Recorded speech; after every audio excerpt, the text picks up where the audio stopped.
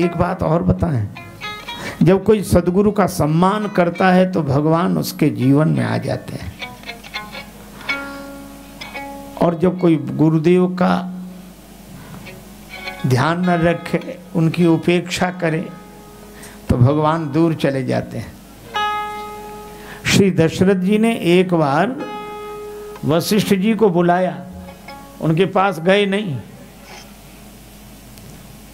तब नरनाह वशिष्ठ बुलाए, और यह भी नहीं कि गुरुदेव पधारो जरूरी काम है, ऐसे नहीं। नरनाह का अर्थ हुआ मनुष्यों के राजा ने। किसे बुलाया? गुरु जी को नहीं, वशिष्ठ बुलाए।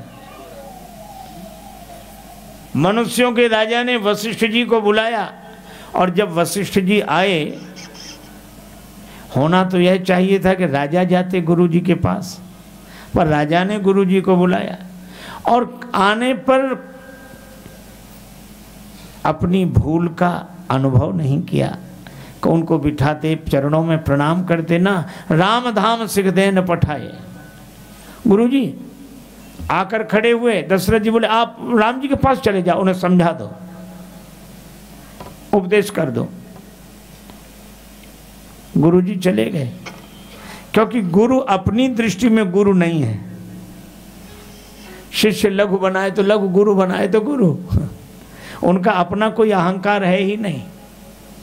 यद्यपि राम जी ने बात संभाली, सेवक सदन स्वामी आगमनु, ये बड़ी कृपा की बात है, लेकिन मुझे वहीं बुला लिया होता। तदपि बोल जन बोल सप्रीति, सिखइये नाथ कहाई अस नीति।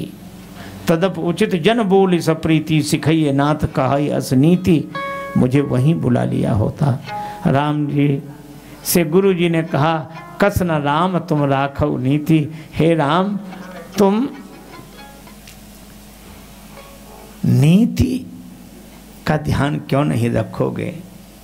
लेकिन अब मैं तुमसे एक बात कहता हूँ, राम करो सब संयम आजू, जो विधि कुशल निवाहे काजू। अगर विधाता कुशलता से ये काम हो जाने दें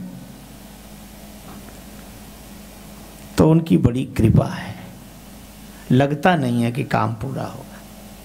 गुरु जी ने कह दिया, और दूसरे दिन राम जी वनवास चले गए। माता पार्वती जी ने शंकर जी से पूछा, राज तजासो दूषण काहि, ये कौन सा दोष था जिसके कारण भगवान राज्य छोड़कर चले गए?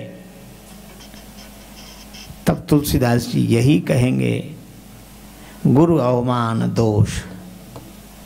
जब गुरु जी को कोई बुलाता है तो भगवान दूर चले जाते हैं, और जब गुरु जी के पास कोई जाता है तो भगवान उसके घर आ जाते हैं। ये गुरुदेव की महिमा है।